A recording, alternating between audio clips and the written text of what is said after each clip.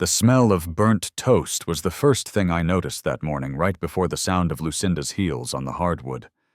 That rhythm-sharp, deliberate final always meant something bad was coming. The kitchen window looked out toward Rockport Harbor, where fishing boats rocked quietly under a gray winter sky. From the outside, it probably looked like any ordinary Maine morning in 1984, frost on the glass radio humming low, a boy turning 17. Inside, though, something colder than the Atlantic was about to happen.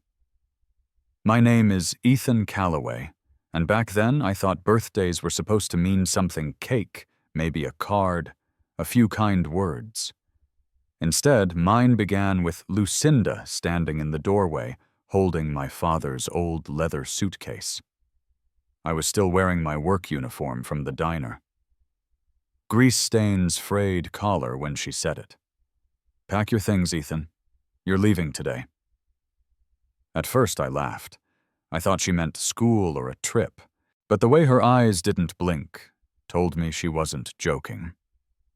The house smelled like coffee and cigarette smoke, hers always menthol.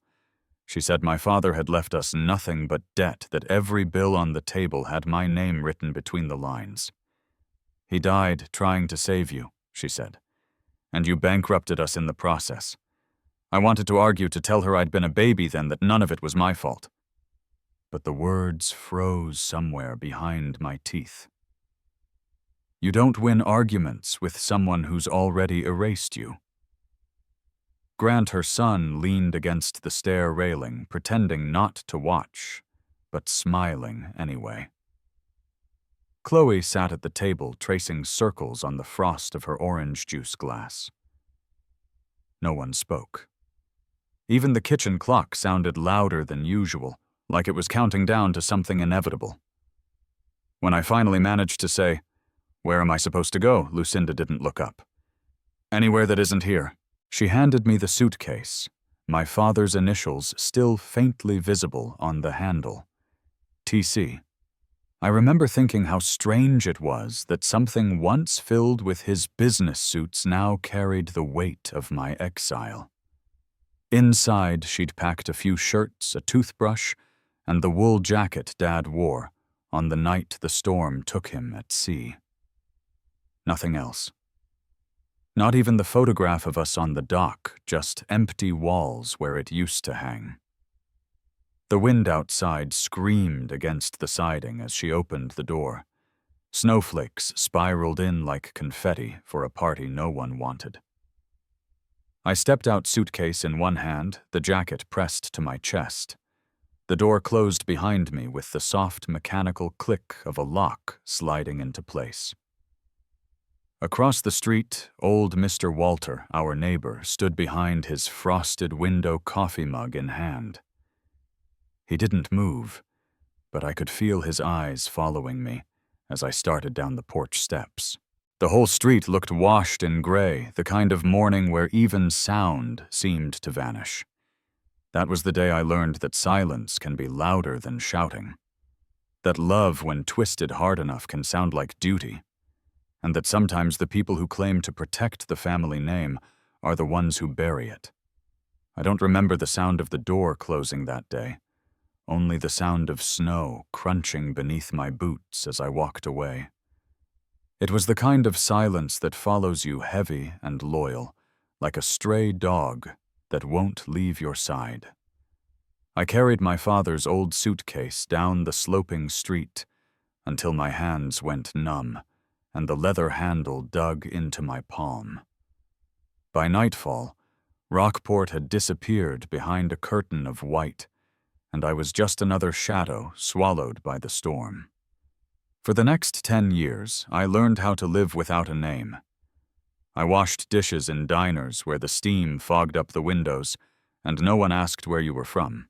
I shoveled snow in New Hampshire, stacked boxes in Vermont, and learned how to sleep sitting up in train stations with one arm hooked through the strap of my suitcase so no one would take it. I told people my name was Tom sometimes, Ray sometimes, nothing at all. It was easier that way. If no one knew who you were, they couldn't remember that you used to belong somewhere. Once, maybe 3 years after that winter, I passed through Rockport again on a delivery truck. I saw the old house from a distance, the paint peeled, the shutters hanging crooked, and through the frosted window a Christmas tree flickered faintly. Lucinda had won.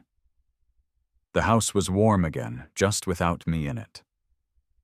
As the truck rolled away, I saw a figure step out onto the porch. It was Mr. Walter, older, slower, but unmistakable. He walked up to the curb, caught sight of me through the truck window, and raised a hand. I jumped out at the red light breath clouding in the cold. He didn't say much, just pulled a folded $50 bill from his wallet and slipped it into my hand. "Don't lose your name, kid," he said. "That's all you've got left." Then the light turned green, and he was gone again, like a page turned too fast. Years blurred. Sometimes I forgot what my father's voice sounded like. Sometimes I dreamed of the sea and woke up to the smell of bleach from the diner sink instead. I kept the $50 folded inside the suitcase, not for the money, but for the reminder that someone once saw me as worth saving. Boston was where I finally stopped running. I found work unloading crates at the harbor and spent nights wandering aimlessly until one evening I ducked into a small used bookstore on Tremont Street just to get out of the rain. The owner, a woman in her 60s named Sarah Collins, looked up from behind the counter and said, "You look like you've been chasing ghosts." I told her I didn't believe in ghosts. She smiled. "That's funny. They believe in you." When she learned I was sleeping near South Station, she offered the back storage room, just until you get on your feet. For the first time in years, I slept surrounded by stories instead of strangers. The room smelled of dust and paper and something warm I couldn't name. Before turning out the light one night, Sarah said softly, "You don't look lost, Ethan. You look unfinished." It was the first time in a decade someone had spoken my name like it still belonged to me. Sarah's bookstore closed the following spring. She said the rent had gone up, but I knew it was more than that. Her lungs were failing and she was too proud to admit it. On her last day, she pressed a paper slip into my hand. "Try the mission out by Dorchester," she said. "They could use someone who knows his way around a kitchen." That's how I ended up at St. Gabriel's Church in the summer of 1995, scrubbing pots in a basement kitchen that smelled like onion soap and Old Faith. The man in charge, Father Morrison, was somewhere in his 70s, with a spine that bent like a question mark and eyes that had seen every kind of lost soul. The first week, he hardly spoke to me beyond pointing at what needed cleaning. The second week, he handed me a ladle and said, "If you're going to feed people, do it like you mean it." Cooking there was different. Every morning, the bells above the nave rang through the cracked ceiling tiles, and the sound wrapped around me like memory. I'd stop stirring soup and look up, half expecting to hear my father's voice under the chime. "The truth always comes home, Ethan." Funny thing about those words, when I was a kid, I thought he meant honesty. Now I think he meant you can't outrun what's yours. Father Morrison noticed how I'd linger by the bookshelf in the pantry between shifts, tracing titles I couldn't finish. One afternoon he asked, "Did you ever graduate high school?" I shook my head. He tapped the counter with his wooden spoon. "Then let's fix that." He helped me enroll in a GED class at the community center 2 blocks away. I went to class after my kitchen shifts, smelling of garlic and dishwater, sitting among kids barely half my age. The first time I wrote my full name, Ethan Thomas Calloway, across the test form, my hand trembled. For years I'd erased it to survive. Now I was writing it back into existence. At night, when the soup kitchen emptied and the volunteers went home, Father Morrison would stay behind reading the newspaper while I mopped the floor. He hummed old hymns off-key. Sometimes he'd tell stories about the Navy, about losing his brother in Korea. about miracles that didn't look like miracles until years later. One night as I locked up, he called me over. In his hand was a small box wrapped in plain brown paper. "Someone left this for you years ago," he said to give it to the boy who never stopped looking for the truth. Inside was a silver pocket watch, worn smooth at the edges, initials engraved faintly. TC. My breath caught. "That's my father's," I whispered. Father Morrison nodded slowly. "A woman brought it in, older, quiet, wouldn't leave her name. Only said you'd come one day." I didn't sleep that night. I sat on the steps outside St. Gabriel's, the bells tolling midnight above me, the watch ticking softly in my hand. For the first time in years, I didn't feel lost. I felt called. By 2004, the rhythm of my life had settled into something that almost looked like peace. St. Gabriel's had led me to a job at Second Harbor Haven, a small community center near the docks that fed and housed people trying to rebuild from nothing. I ran the kitchen, same pots, same steam, same noise. But this time, it was mine. Every clang of a ladle, every hiss of oil on the pan felt like a heartbeat I could finally claim. I kept my father's pocket watch in the drawer by the sink. It didn't keep perfect time, but somehow it always ticked when I needed to hear it. Sometimes in the lull between lunch shifts, I'd wind it up and imagine he was somewhere nearby, proud that I'd managed to build something steady out of the ashes. That afternoon, the phone rang between deliveries. Second Harbor Haven. Ethan speaking. The voice on the other end was crisp, older, with the calm authority of someone who always wears a suit. "Mr. Calloway. My name is Henry Whitmore. I'm an attorney in New York. I've been trying to locate you for quite some time." My first thought was another scam, the kind that starts with congratulations and ends with a bank account number. "I think you've got the wrong man," I said, wiping my hands on a towel. "Possibly," he replied. "Unless you are Ethan Thomas Calloway, son of Thomas Calloway, born Rockport, Maine, January 17th, 1967. The towel slipped from my hand. Hardly anyone alive knew my father's full name, and certainly not his middle one. I hesitated. "Who did you say you were again?" "I represent the estate of Eleanor Calloway," he said, each word deliberate, weighted. "Your grandmother." I actually laughed, a short, hollow sound. "My father was an orphan," I told him. "He didn't have a mother." Mr. Calloway, Whitmore said softly, "Your father left home at 18 and never returned. Your grandmother never stopped looking. Before she passed, she instructed our firm to find you. It's taken nearly 5 years."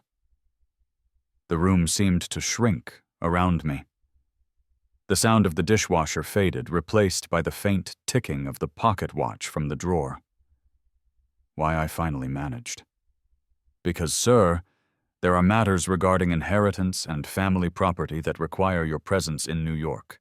You are the sole remaining heir." I leaned against the counter, the smell of onions and coffee suddenly too much. "Inheritance," I muttered.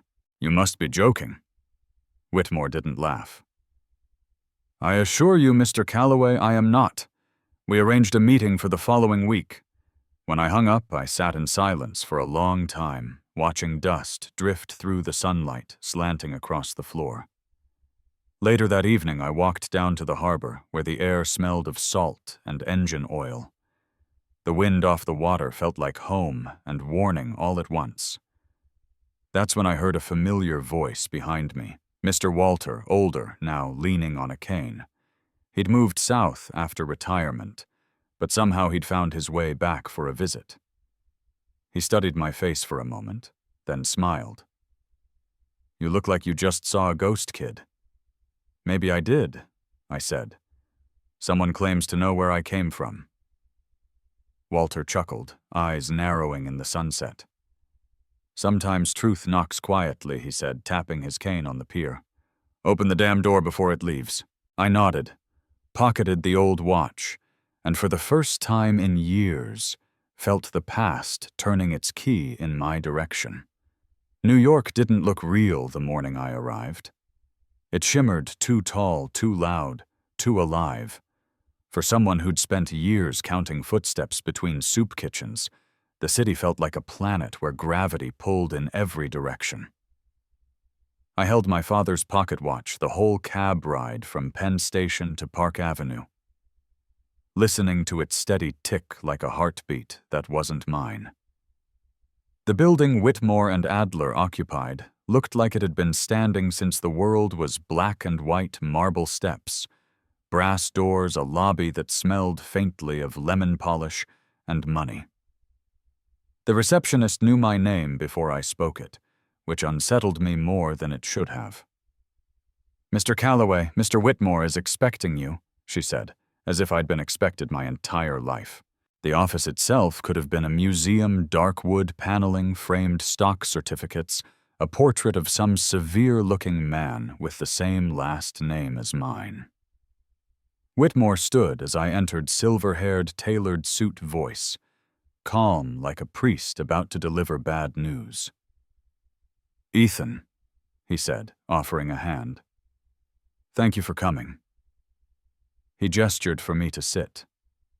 Then he opened a leather folder so thick it looked like it might hold a lifetime. "Your father, Thomas Calloway, was heir to one of the oldest private banking families in the Northeast," he began.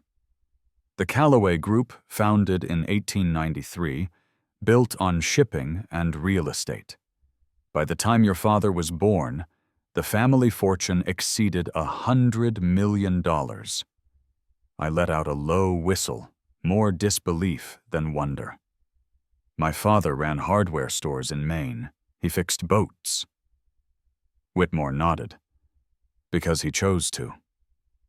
At 18, he met your mother, Margaret Reeves, at a charity event. She was serving hors d'oeuvres. Your grandmother, Eleanor, forbade the relationship. He walked away from everything changed. His name took what little he had and built a life on his own terms." The words landed like tiny explosions. He continued flipping through pages, bank statements, birth records, yellowed photographs of a young man I barely recognized, standing beside a woman with my mother's eyes. After my father's death, Whitmore explained Lucinda had presented herself as the grieving widow. She filed in probate court, claiming my father died penniless with medical debts exceeding $1.5 million. She forged documents, he said quietly, liquidated assets that weren't hers, and redirected insurance payments meant for you. He slid a folder across the desk. Inside were copies of everything, handwritten ledgers, false invoices, even a life insurance policy, with my name listed as the beneficiary.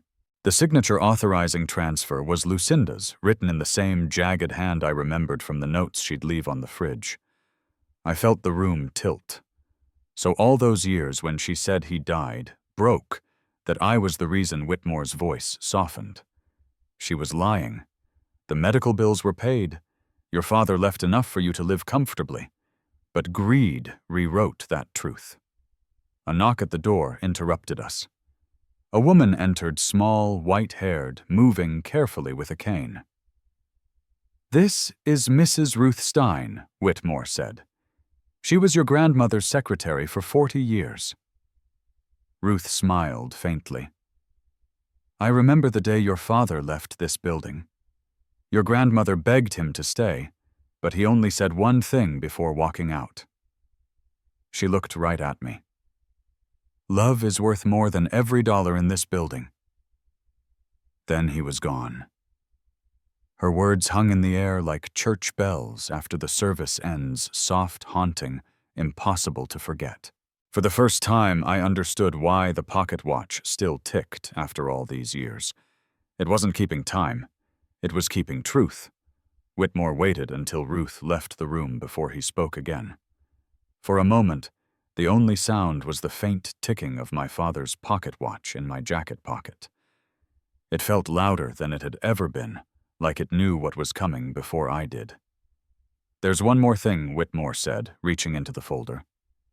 He pulled out a sealed cream-colored envelope, the kind that belonged to another century. The wax seal was stamped with an ornate C. Calloway. My last name, though, it still felt foreign on my tongue. This, he said quietly, was written by your grandmother, Eleanor Calloway, 6 months before she passed. She asked that I read it to you myself. He slid on his glasses, unfolded the paper carefully, and began. My dear Ethan, I failed your father, and in doing so I failed you. I spent decades protecting a fortune, but not the people it was meant to serve. I confused control with love and pride with purpose. When I learned what was done to you, that you were thrown away, lied to, starved of truth, I knew I had one final chance to make something right. You were loved before you were even born by a man who gave up everything for love, and by a grandmother who found too late that love is the only inheritance that matters. Use what I leave you to heal, not to hate. Whitmore's voice caught slightly on the last word. He looked at me over the paper. She wanted you to know that this estate, after taxes and charitable distributions, amounts to approximately $89 million. All of it is in your name. For a second, I thought I'd misheard him. The number didn't fit in my head, didn't belong in a life made of second-hand coats and church kitchens. I laughed once, a rough, broken sound that didn't feel like mine. 89 million, I repeated. You're telling me I went 20 years eating soup out of cans while that money just sat there? Whitmore didn't flinch. Sometimes justice is slower than cruelty. He pushed another document toward me. Your grandmother also left instructions for a foundation to help abandoned youth, those who, like you, were told they didn't matter. She asked that it bear your family name again. I didn't take the pen right away. My eyes had drifted to the photo frame on his desk, a young woman holding a boy in a hospital room. I realized it was my mother, Margaret, holding me. The picture must have come from the files. She looked tired, but happy. It was the first time I'd seen her smile in 20 years. Before I could speak, Whitmore opened one final folder. There's something else you should hear. He pressed play on a small recorder. A man's voice filled the room, steady, professional. Report filed by Richard Hill, private investigator, January 15, 1984. Subject minor male. Ethan Calloway, expelled from residence by stepmother Lucinda. My throat tightened. The recording described the weather, the temperature, 12 degrees, the sight of a teenage boy standing on a porch with a suitcase and no place to go. Family locked door, the voice said. Boy waited approximately 3 hours before walking toward the commercial district. The sound of a page turning, then silence. That's enough, I whispered. Whitmore stopped the tape.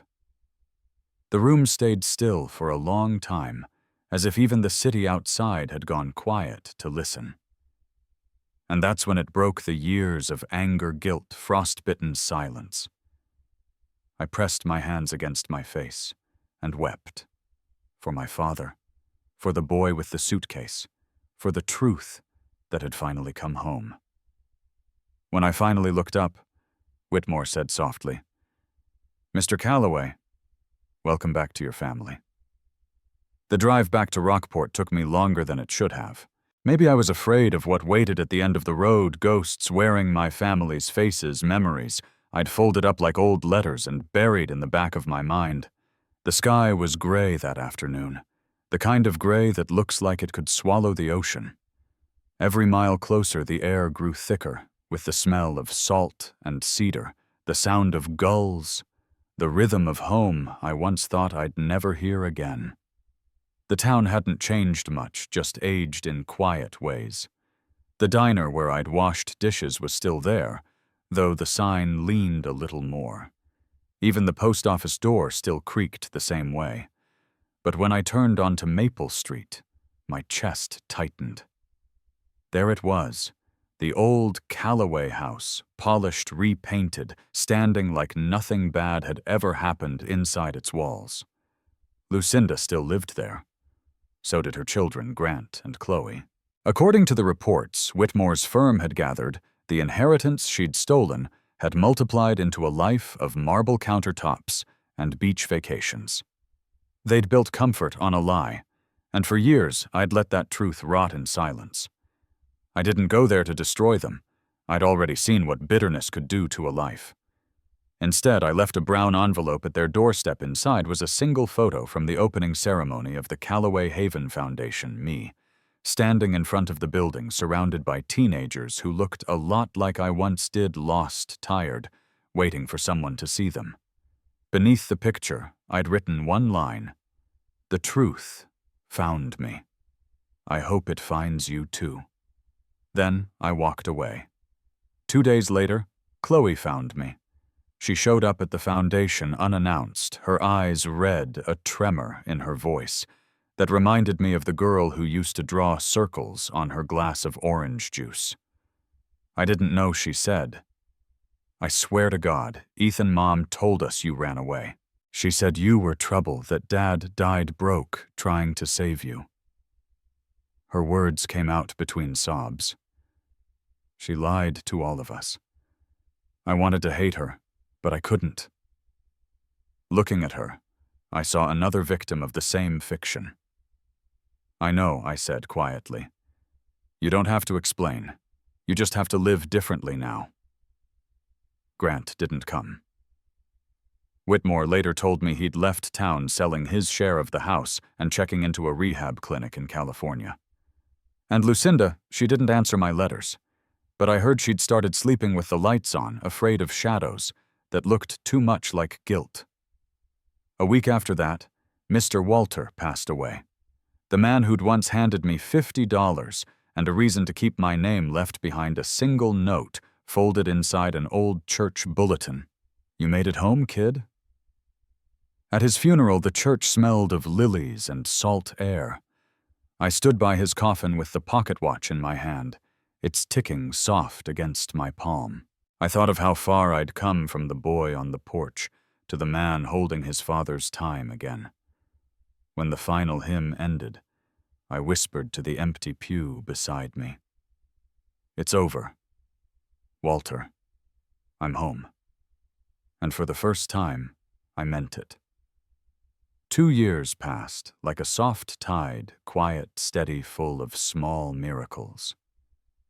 Callaway Haven Center stood where an old factory used to rot by the harbor.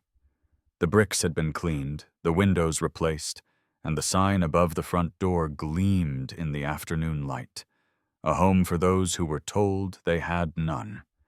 Every morning, I unlocked the front doors and breathed in the scent of salt coffee and fresh paint. The halls were alive with the sound of laughter, the scuff of sneakers, the kind of noise I used to think I didn't deserve.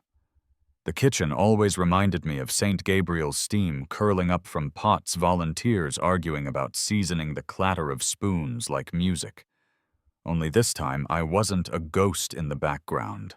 I was the one making sure no one disappeared. One rainy evening, a social worker arrived with a girl about 16.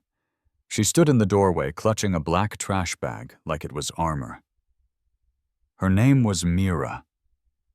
She didn't speak much, just stared at the floor while the social worker explained that her parents had kicked her out. "She's quiet," the woman said. "But she's smart. She just needs somewhere safe." When they left, Mira stood there in the entrance hall, dripping rainwater onto the tile. I could see myself in her, the same thin shoulders, the same disbelief that kindness could be real. I walked over and nodded toward the bag in her hand. "Looks heavy," I said.